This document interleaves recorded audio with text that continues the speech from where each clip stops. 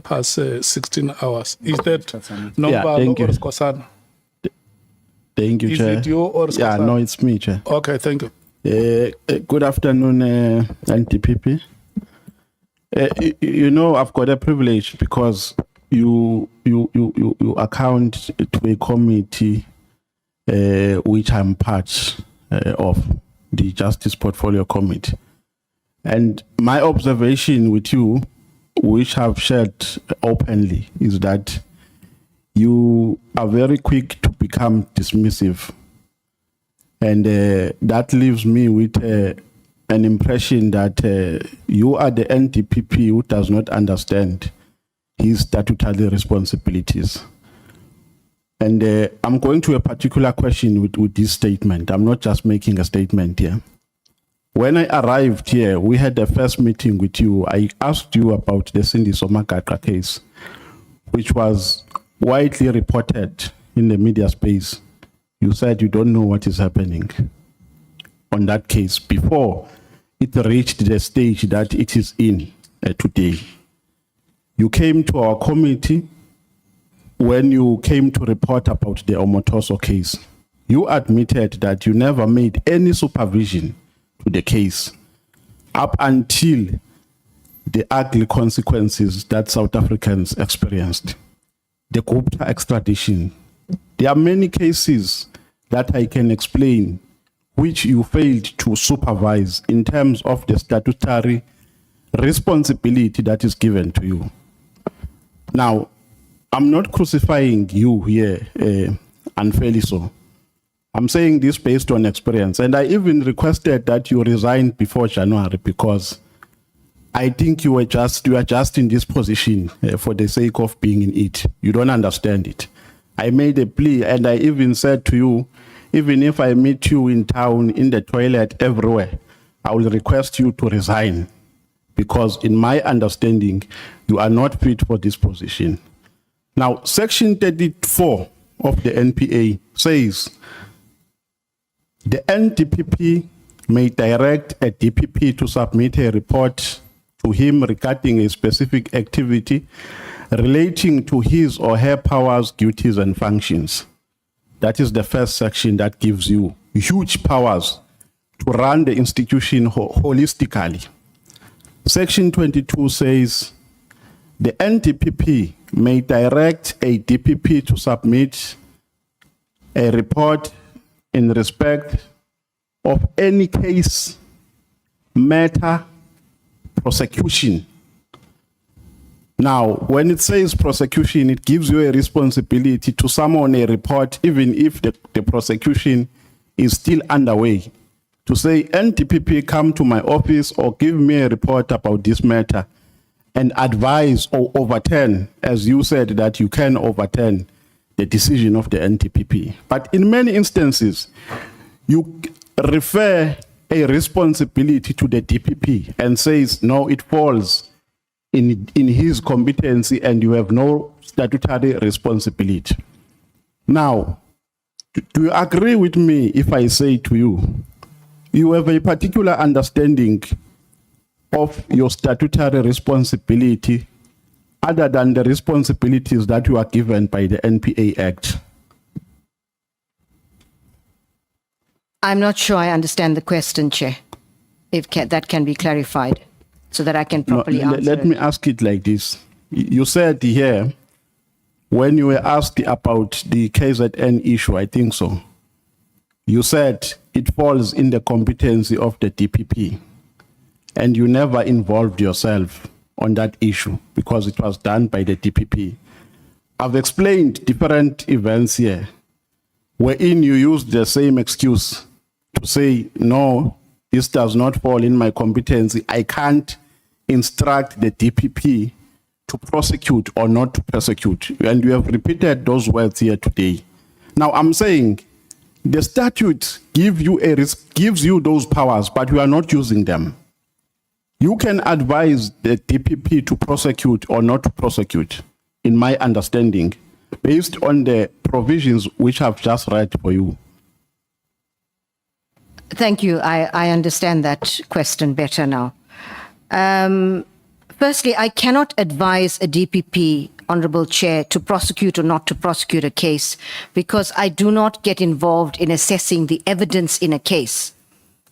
And the fact is, Honourable Chair, the Act makes it very clear what the responsibilities are, what a DPP's responsibilities are to decide and make decisions to prosecute, as well as the Act creates two offices, actually. It creates an office of the National Director and it creates an office of a DPP, which consists of a whole, the Act sets out what that office consists of. And it's very clear what a DPP should do and the powers of a National Director. So in terms of decisions to prosecute, the National Director cannot tell a DPP who to prosecute or who not to prosecute. But you are correct in that there are certain other powers. The National Director is in charge of the National Prosecuting Authority.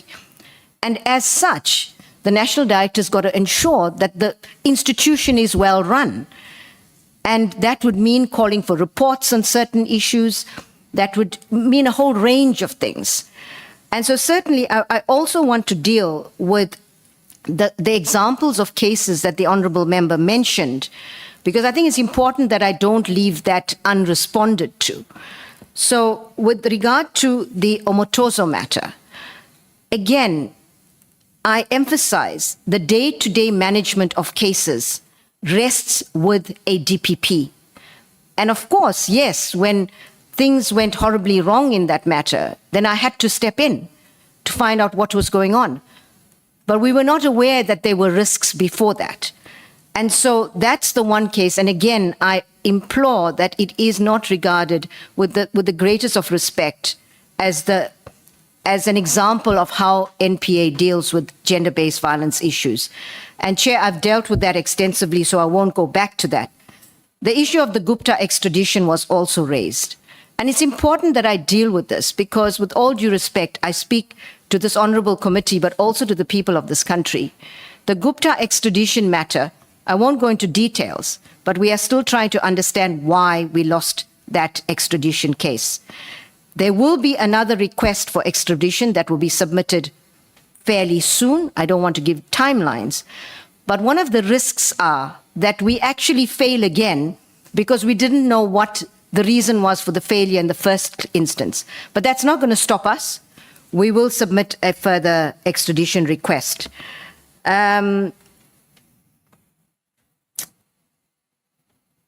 So I think you are correct in terms of the powers of the National Director to make sure that the institution is run properly. And I want to assure the Honourable Member that the NPA is a well-run institution today. We have ethical leadership. The performance of the NPA, besides these couple of cases, very important cases, setbacks, none of those cases have reached the end of the legal process. We are certainly hoping that there will be a successful appeal in Omotozo. In the New Lane matter, for which the NPA was crucified, the Supreme Court of Appeal has overturned that decision, and we will have to start that case all over again, which already puts us at risk. So I just want to emphasize that the performance of the NPA has gone up from 50% to 75%, and in Q1 this year is sitting at 81%. That is not indicative of a failing organization. I agree there have been setbacks, and we've learned from that. And we need to make sure that those things do not happen again. But the NPA is certainly, with asset forfeiture, for example, which is an important aspect, we have recovered almost 50% of everything that was recovered in 25 years of the AFU has been recovered in the past 4 years. Because of a very determined asset forfeiture strategy, because of innovative policies. And money from Kara, that I think it's 6.6 billion, that's like 6 times what it cost us to fund Zondo Commission. We're already seeing results of that because it's mainly because of evidence led there that we're able to recover this amount of money, which also funded government's response to dealing with illegal mining. So you make important points, but it's important to understand the context. Thank you, Chair. Yeah, no, because my problem, NTPP, with these cases that I've just mentioned is that you only came in after a crisis presented itself. During the course of prosecution, you never intervened, even when these cases were widely reported in the media space, don't you think that somewhere, somehow, you were irresponsible? Because when a case is broadcast, it gives you an opportunity as well as the NPA to showcase your strength, to intimidate criminals. Now, when you just go on TV, you watch like all of us ordinary South Africans, and you do absolutely nothing and wait for a crisis to come and only come in when there is a crisis. Whereas you have a constitutional weapon, I mean, you have a statutory weapon that you can use, because at any time you can call the DPP and say, DPP, can you give me an update on this matter? And support them when there is a need to support them. Now, you have just been observing, like all of us, sitting at home, watching TV, doing absolutely nothing to assist the prosecutorial work that has been done in these cases. So I think if you are a responsible DPP, NDPP, you must accept that you abdicated your responsibility, especially in the Omotoso case, because you never did anything up until there was a crisis. So, Honorable Chair, I want to emphasize that directors of public prosecutions are highly paid, responsible, powerful members of the prosecuting authority. And I, as the national director, any national director, expects them to be doing their job. Of course, if there's an obvious crisis that's happening, you must intervene. We have put in place processes where DPPs now do a proper risk evaluation of every high-profile matter, dealing with any potential risks and what they are putting in place to ensure that those risks do not materialize. Or if they do, we mitigate the consequences. So I understand the role of a national director, but the DPP's responsibility, there was no apparent crisis waiting to happen in this matter. And DPPs are required to manage risks in their division. But if there's an obvious crisis, of course, the national director must intervene, which was not the case in these matters. Okay. Now let's move to another one. If I had enough time, I was still going to pursue this one, because still I'm not satisfied. On paragraph 83, page 29, you are saying in your statement, the process of appointments should be synchronized and depoliticized to ensure transparency, merits, and accountability at all levels of prosecutorial leadership. Do you want to expand more on that statement which I've just read? Through you, Chair, which paragraph again? Paragraph 83, page 29 in your statement.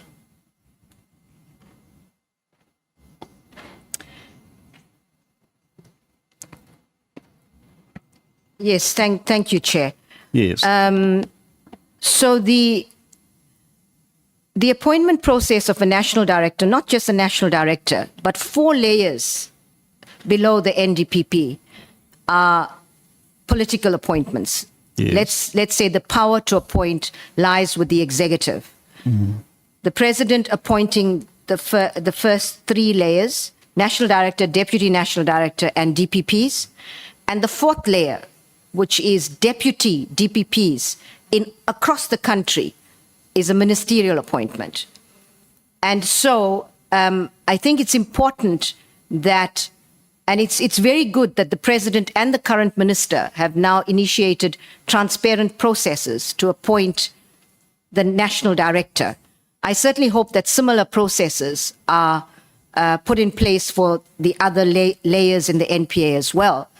But in order to ensure that you have a professional national prosecuting authority, you need to ensure that the person that is appointed, persons appointed at all those levels, understand what their oath of office means, understands what the rule of law means, and understands that you conduct and you do your work without interference of any nature, whether it's across the board, and that's set out in my statement. But I think what I would want to say is that perhaps the process should be depoliticized in the sense that if there is an open and transparent process, I like what the current minister and president have done, is that except for the minister, I think there's no politicians in that committee. That is a way of depoliticizing it, which is a good practice. So those are some of the things that need to be done. Yeah, you know what attracted me in this statement or in this paragraph are these two words, synchronized and depoliticized. And they left me with an impression that your impression is that the current process is problematic in that it attracts political interference by its nature and by its design. I think an NPA, given the way it's structured, I'm not sure that there are many prosecuting authorities in the world that do not have some line of accounting to the executive. So that is something will be there, but you need the executive and the prosecuting authority to have people in these institutions that actually respect the authorities and independences of each. And as I've said, we are very fortunate in this country right now to have that situation where there's no political interference at all. I've worked with 3 ministers now, and I've not had political interference from any one of them or from the president himself. I think you are now confusing me, because we are saying here, unprovoked and voluntarily, that the process must be synchronized and depoliticized. In the same breath, you are saying there has been no political. So where are you taking this thing from? From the atmosphere? Because when you say it must be synchronized and depoliticized, you mean currently it is politicized.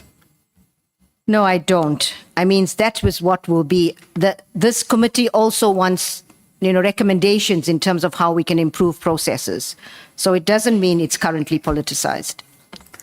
I thought maybe to a certain extent you are agreeing with a perspective of the MK. We've made a submission in the constitutional review that the appointment authority must not be vested in the powers of the president, as it is suggested by Section 11 of the NPA, and the removal authority as well. Our view is that the NPA must go under Chapter 9 institutions.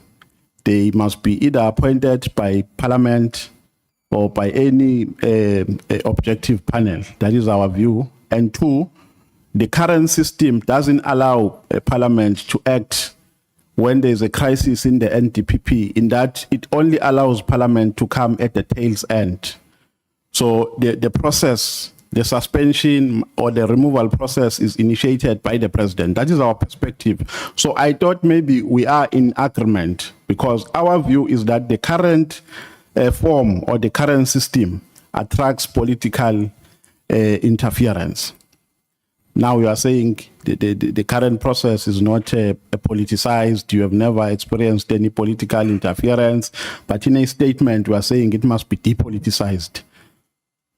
If I may respond to that, the issue of the Chapter 9, and see the MK party is aligned with the DA as well in that regard, with regard to the Chapter 9 institution. As I said earlier, there are very few countries in the world where a prosecuting authority is completely outside of any executive accountability lines. And so from that perspective, we'll have to change the constitution to start off with. And of course, that's not impossible to do. I understand that.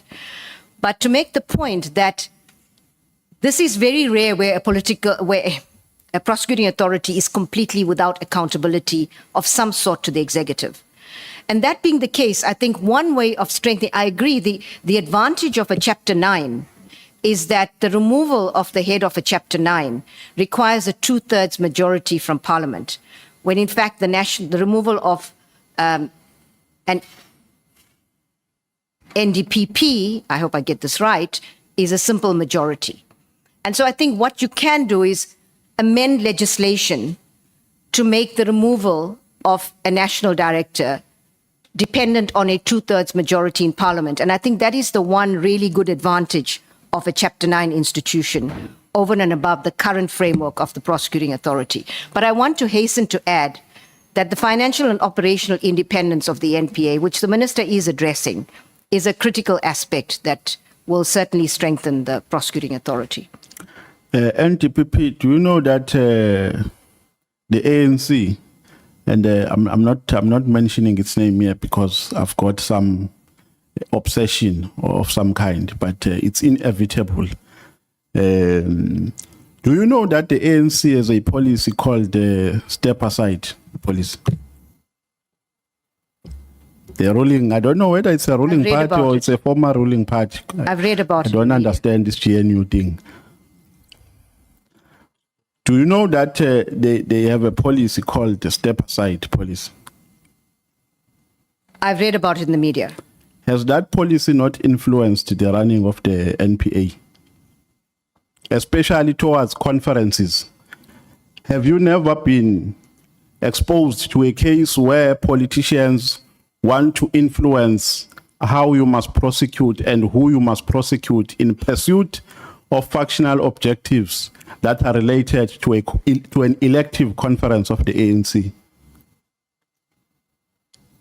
I will vehemently deny that that is the case in the NPA. Certainly at my level, whether prosecutors at lower levels are being influenced, I don't know. I certainly hope not. But if they are, then with the right evidence, they will be dealt with, because there is no place for any kind of political. In fact, our policy is also clear on that acting without fear, favor, or prejudice also means acting without any political influence or any other kind of influence. So I have certainly not experienced that. NDPP, as a legal person, do you agree with a principle that says justice denies is justice delayed? Justice delayed is justice denied. I mean, justice delayed is justice denied. I'm sorry. I do agree with that. If you agree with it, is it justifiable for the NPA to charge people when they do not have, or to prosecute people when they do not have enough evidence to prove their case? Is it justifiable? For instance, in a case of the former mayor of eThekwini, Zandile Kumete, that she was charged, I think, 8 years ago, if my memory serves me well. Up until today, the NPA is zigzagging. There is no clear direction from the prosecution side. Do you think that is justifiable? So there's a number of questions in that question. Firstly, at a principle level, it's not justifiable. We, as a matter of policy, we will only prosecute when we have evidence that meets the standard of reasonable prospects of a successful prosecution. And we have impressed upon prosecutors that in the case of economic offenses, we should be almost trial ready, because there's no need to rush with the case and enroll it and then be seeking adjournments for further investigations. So at that level, I certainly agree with it in principle, but I'm not going to comment on the Zandile Gumede matter, because that matter is in court currently. No. I'm not saying let's talk about the merits. I'm saying a crisis surrounding that case generally, that it has been postponed for, I think, for almost 8 years without any successful prosecution.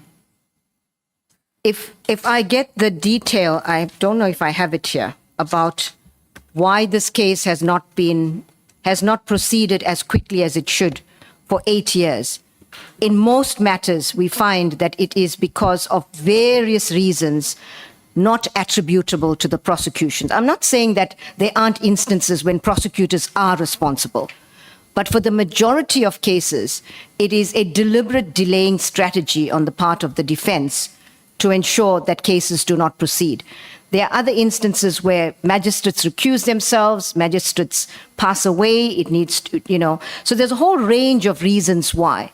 I don't have all the reasons in the Gumede matter, but I'm almost sure that excuse me, if I get the reasons, this is what will be borne out. I doubt that you will give me a proper answer to a question that I'm going to ask now, because of my experience with you, that you don't involve yourself with many cases up until there's a crisis. So there's no proper monitoring and evaluation, no proper supervision from the office of the NTPP. The DPPs are just on their own. You only come in when there's a crisis. Now, I want to ask about the Khumalo case. Khumalo was arrested by IDEC for an HR matter. Have you ever done a supervision of that case? If you'll just give me half a second, I have a tickle in my throat. I'm trying to get rid of it. Excuse me, I'm sorry.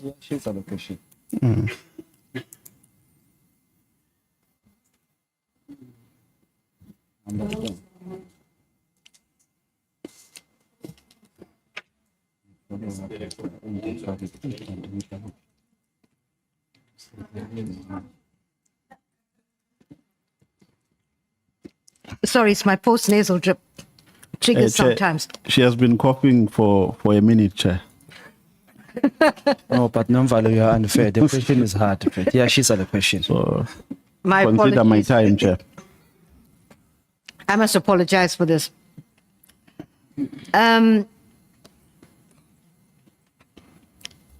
So I explained earlier that with regard to these matters, the national director does not get involved in, excuse me, in the detail of a case.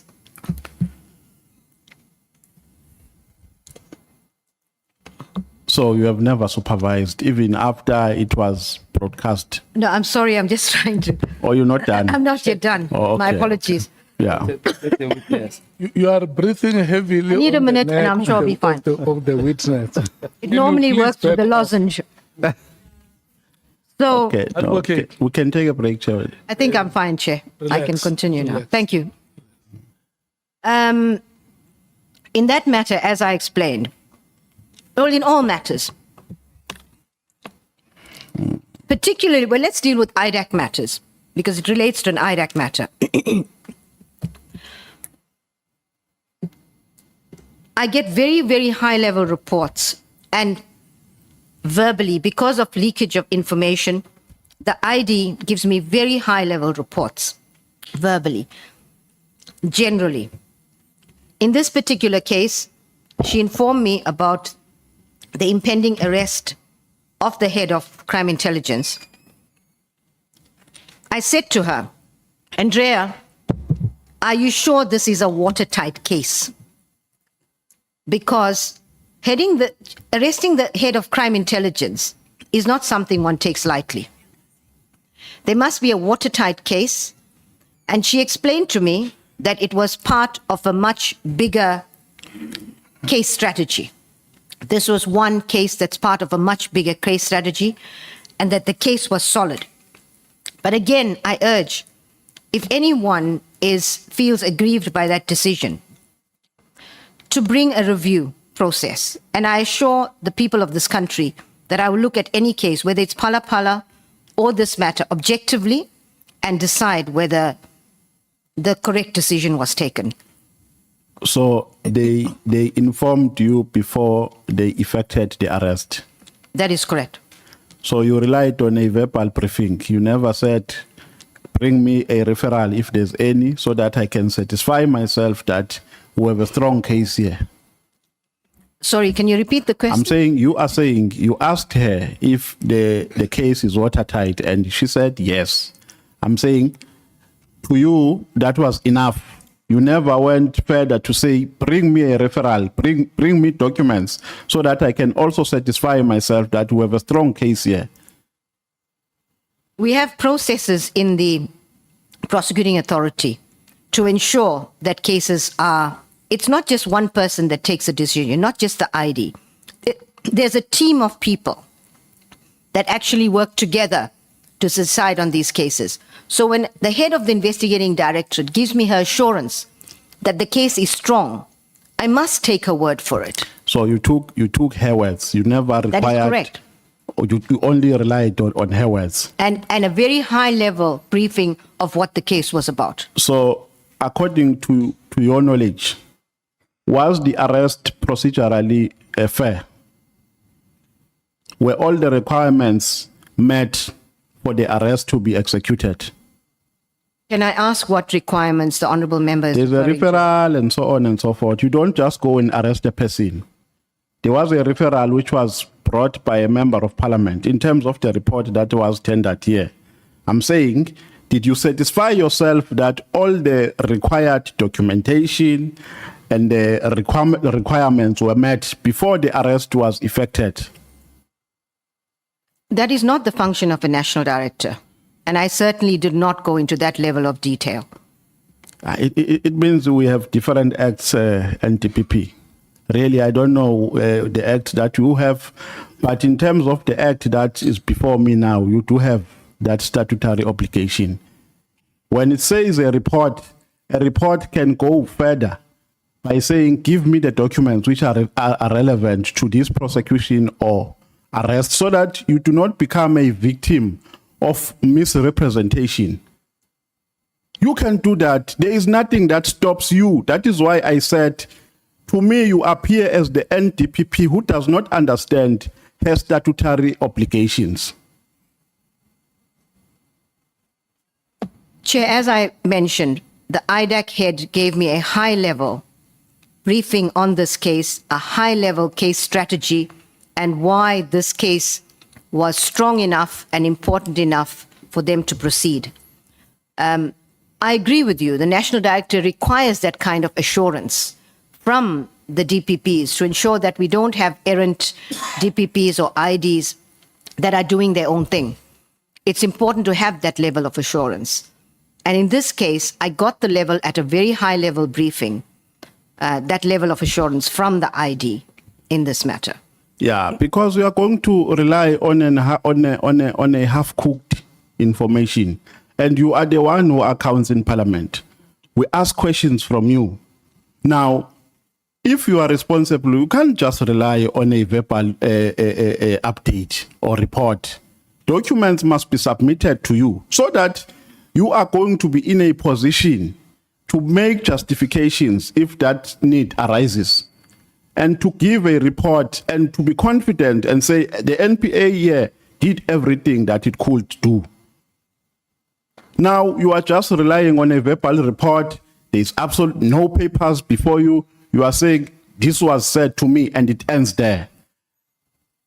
Honorable Namwal, I think you're right. In future, we have to find a way of managing leakage of information and getting written reports, because you make a valid point. But dealing with leakages in the institution is a serious problem.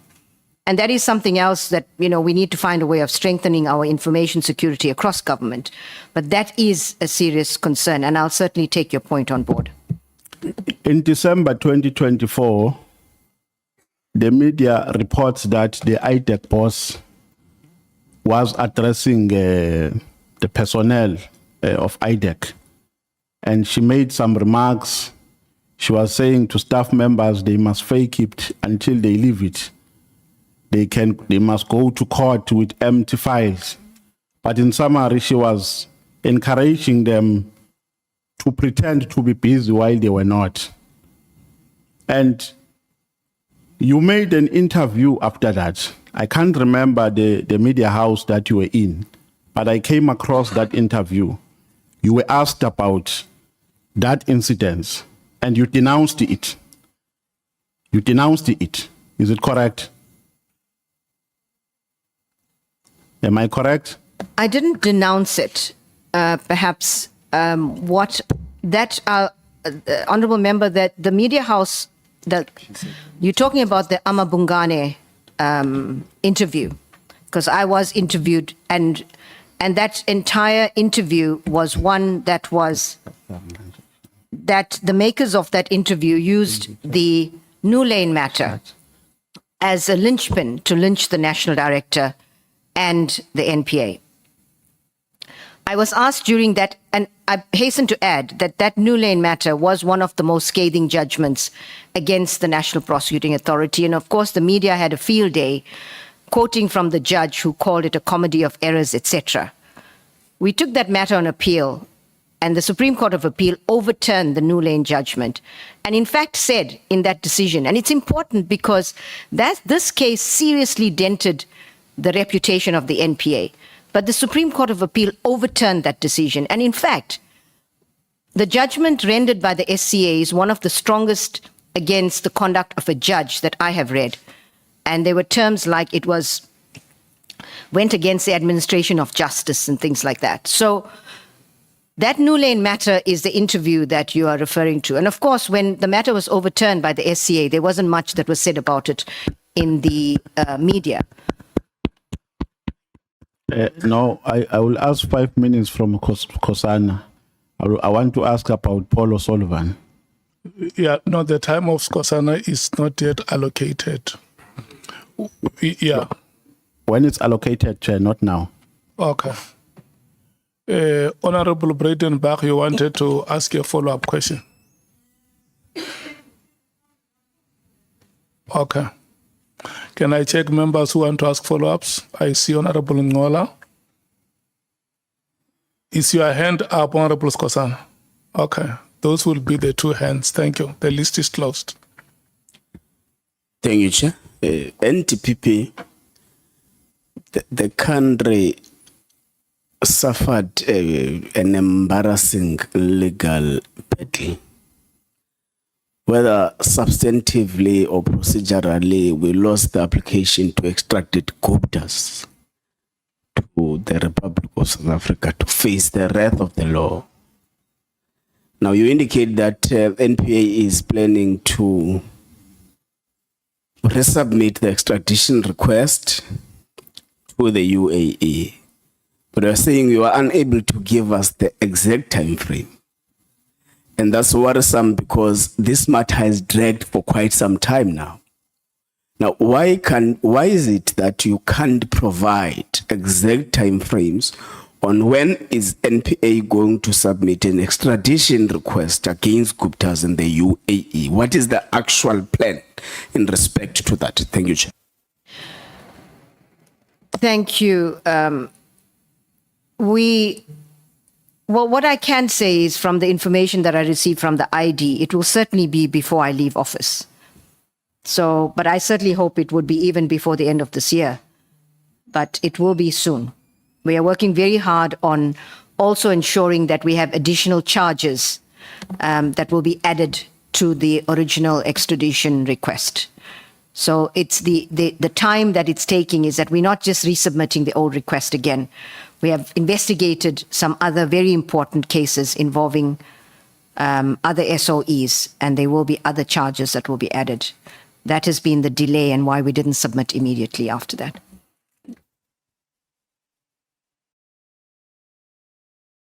Honorable Skhosana.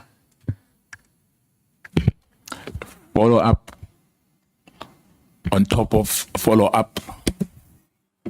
The Honorable Ngola just asked the advocate. I just want to ask you, when the minister assured South Africans that... Honorable Skhosana, you are not asking a follow-up on the question that was asked by Honorable Ngola. No, I was going to ask that. So on top of what he was asking, my way of questioning would be different from Ngola, but it's the same follow-up which I want to get from her. I just want to remind you that when your hand was up, you did not know what he was going to ask. No. I knew what I'm going to ask, Chair. Okay. Yes. Now, perhaps let me say this to you. Have you ever spoken to the minister then, Lamula, about this extradition Honorable Ngola is talking about? We had many conversations. About this matter, the extradition matter, have you ever discussed with him? Yes, about that. Are you aware that the minister assured South Africans that the Guptas will be extradited from Dubai? Are you aware of Didn't that? hear that. I'm saying, are you not aware that the minister assured South Africans that the matter of the Guptas, they will be extradited to this country? It's just a matter of time. Was that discussion between you and him, or it was a political statement? Maybe you distance yourself from what the minister told us. No, I don't distance myself from what the minister said. I don't know the details of it, but what I can confirm is that there will be an extradition application, and this country will do everything possible. The NPA will do everything possible to extradite the Guptas, who have been responsible largely for bringing this country to its knees, for the state that the country is in terms of when corruption has a face. The face of corruption is no sanitation, no water, no roads. The basic infrastructure of people was stolen by Guptas and others allegedly working in concert with them. Let me add. If I may finish, Chair, I'll be very quick. We owe it to the country that they are brought back. So what the minister said, I'm not sure, but certainly we will do everything possible from our side to extradite them. Extradition does become a political process. And so, we can't guarantee it because the process is completely in another country. But certainly from our side, the minister would be correct if he said that we will do everything possible to bring them back. But advocate, for me, you are, we had a witness here, Minister of Police. We are doing exactly that now. I'm saying to you, my question is simple to you, a follow-up question on this matter, because you are talking about extradition of the Gupta family, which South Africans are waiting for. Now, my question was, have you discussed that with the minister? Because the minister assured South Africans. Because as you said, let me add on that. This country is in this state because of Pravin Gordhan. You might not want to mention him, but I'll mention him for you. That family. No, I'm saying I don't want to be selective. We want them to come here to account. But I'm saying to you, hence you said that we are in this problem because of the Guptas, wrongly or rightly so. I'm saying to you, it doesn't matter whether he died. I'm saying this country we are in this scenario because of one of the persons who has done that is Pravin Gordhan. Point of order, Chair. Now, no, I don't. He never respect us when we are alive. You can't tell me how to deal with that matter. Point of order, Chair. Now, Can I take the point of order on? yeah, please, because they are starting their shenanigans now, raising point of orders, raising their hands, because I'm mentioning somebody which they love. And I'm saying let them refrain themselves, because I'm talking to the advocate. The advocate is capable of answering for herself. Now, my last one, Chair. Honorable. On this matter, I want us to finish it because they were intimidating me and we are not protecting me, Chair. Honorable Skhosana, I say to you that Always, yeah. there is a point of order. And even when I have alerted you of the point of order, you continue to speak. No, but they are talking to me. They are busy. Why is I'm talking? They are making a point of order, but intimidating me. Why is I'm talking?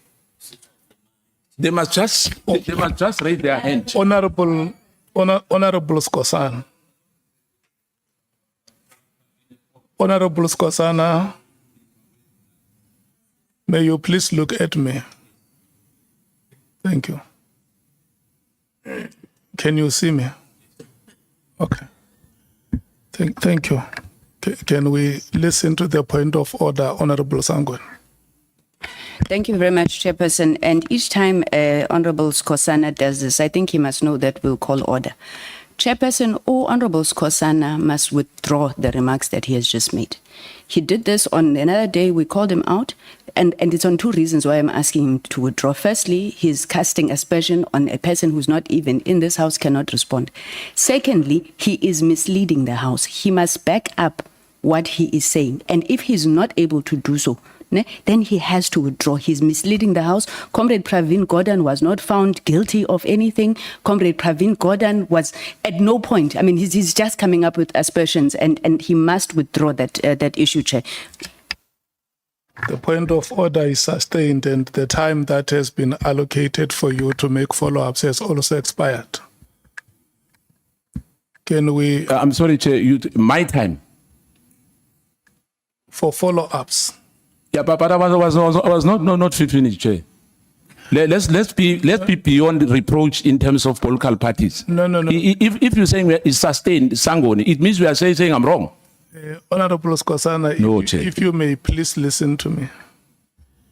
You know, when we allocate your time to ask you follow-up questions, we have always differentiated between follow-up questions and opportunistic questions that come with the bandwagon. So the time allocated for follow-up questions has expired. You are going to be allocated your own 30 minutes where you will come and rightfully field the questions that you are opportunistically trying to smuggle now. So if you have seen the time that Honorable Ngola used to ask follow-up questions, you will agree with me that now you are 4 times beyond that time which was allocated to him. And I want to persuade you to agree with the chair and support the chair that we must move forward. Thank you so much. Can we move to the Democratic Alliance? Chairperson, we can't move. You said the order is sustained. He must withdraw. He must withdraw, Chairperson. These matters relating to the Guptas were fully ventilated in the State Capture Commission. Comrade Pravin, there were no findings that were made against Comrade Pravin. And for them to keep coming here every day and misleading us and saying Comrade Pravin was responsible, that can't be allowed, Chair. He must withdraw. Did you hear what it means when we say the order is sustained? And I can see that, Honorable Skhosana, you don't have a temptation to compete with the date. Chair, for the sake of progress, I'm going to do a noble thing. But I don't want people to say, yesterday I said that, I said that. Let's talk about what I said now. I'll withdraw now. Let's go. Let's finish with the advocate. Thank you. Thank you so much. Yeah. And Honorable Breitenbach is applauding. Honorable Sokanyile and Honorable Skhosana, you take Sokanyile home and you take Skhosana home. Bring a public representative here. Please repeat that, Chair. I mean, take Sokanyile home, take Skhosana home, bring a public representative here.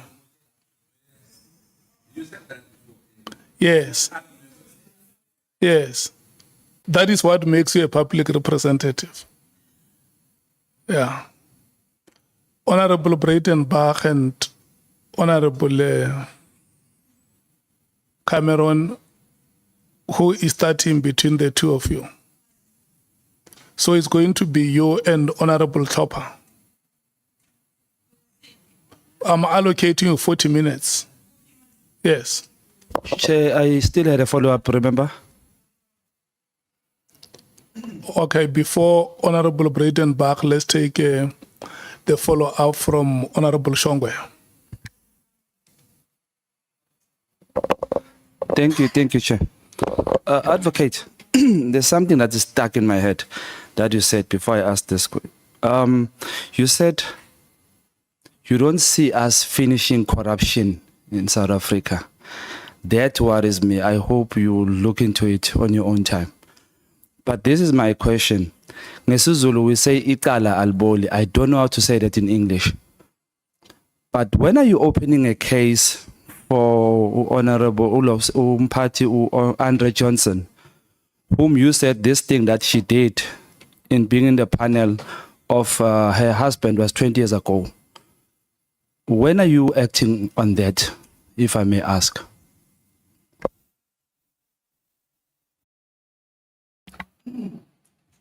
Thank you, Chair. I